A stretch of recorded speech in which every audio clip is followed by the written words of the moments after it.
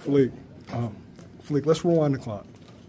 What are they? Erizlandi Lara. Yeah. First round knockout. Dark Places. Yeah. Right. Then after that, 9-fight winning streak, Yeah. 6 knockouts. Juan Manuel Mitt, 33-1. Yeah, some shit. Juan Carlos Abreu. Yeah. Been in there with everybody. Sure. You stopped him too. Yeah. Give me the shift in Erizlandi Lara, Thomas Lamanna, Jermall Charlo, Thomas Lamanna. Up until that point, when I fought Lara, I didn't have the confidence that I have in myself now. You know what I'm saying? I also feel now that, like I said here, this is my last. I know for a fact this is my last opportunity, my last run. Let's make it right. Let's do it right. Let's just do it right, and let's not fuck around, man. So I take all that into every fight, and those fights, including like Abreu or Witt or whoever else, Salim Larbi, like guys that we fought, even when I went to like Latin America. I mean, those were who they were, who I fought, but it just kept me going. It got me my confidence right, kept me sharp, kept me going. Even my last fight, it was like that was on like a 2-3 week notice, but I mean, it keeps me sharp, it keeps me going, it keeps me in the gym. I think this is by far the best. I think my physique looks best in shape that I felt in a long time. Changed my diet up, changed just the way I live, So just me knowing that it's my last opportunity, and don't fuck it up, because quite frankly, look, there's always you could always rebuild, but I've done it way too many times, and I just don't want to do it no more.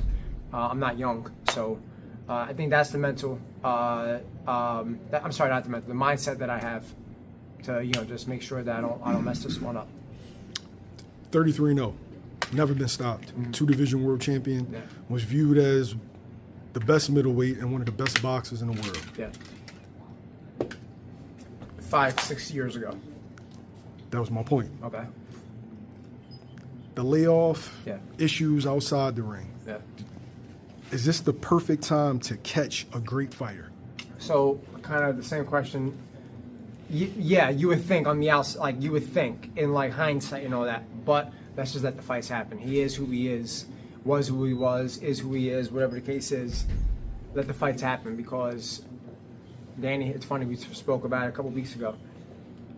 Even a half of Jermall Charlo at that point is still a fucking beast, is still a monster. Because he was at the highest level, so we just gotta be prepared. That's all. When you talk about what he was 5-6 years ago, are you preparing, like, which Charlo are you preparing for? Yeah, you preparing for the best possible Charlo that you've ever seen? Yeah. Or what he could be today? No, so I'm preparing for the best who he could be, but we're gonna make the adjustments, because I know he's not. I just know he's not. Like, I just know he's not. But you prepare for it, and then when we get in the ring, don't let the moment get to you, and you make the adjustments, and you figure it the fuck out. Official prediction for May 31st. Shock the world, man. No matter how? That's it. To shock the world. That's it. Yep. Because last time I said knockout, what the fuck happened? It was a knockout. Yeah, it was a knockout, all right. All right, so we're going to shock the world. You speak on the moment, not letting it get to you. You had a taste of it when you flew out there to LA for the press conference. Yeah. What was it like when you saw eye to eye to him? What did you see? I'm not going to say what I saw. He's just a regular person, man. He is who he is. He's not as big as I thought he was, too. No homo, but he's he's just another he's just another guy, bro. His thing is, man, he wants to intimidate you. I'm not intimidated by him. I don't care. You know what I'm saying? So, yeah, I wasn't worried about him. That's it. I mean, I really had no answer. I don't know. It was just another day for me. For a fighter behind the scenes, you went through 2 different fight camps leading up to this fight. One before March 1st, and then now you have this one. March 1st was halted. How does that play for a fighter mentally as well as physically, having to halt a camp, then restarted? That's a good question. Now, well, remember, so I ended up fighting anyway a week later in March. My team got me on Danny Garcia card, which was great. But so I didn't waste that camp. but from the mental aspect, yeah, like it was just like, fuck, is this gonna happen? And you know, it kind of reminded me of way back when, 2016, 17-ish, when I was having so many things just fall apart. Fights falling through. Was gonna do a deal with this guy, do a deal with that guy. No, they weren't coming through on their word. I was just like getting fed up with it. Where I retired. I announced went through a whole big fiasco with that, and then like I quit. Came back like 2-3 months later. But I mean, it kind of reminded me of that. Like, man, shit's not happening. Like, what's gonna happen? You know what I mean? Am I gonna get another opportunity? Because at the end of the day, you think to yourself, is it worth it? Is it worth it? But I stayed in the gym. I kept my spirits high. Got that fight in March. Took care of that.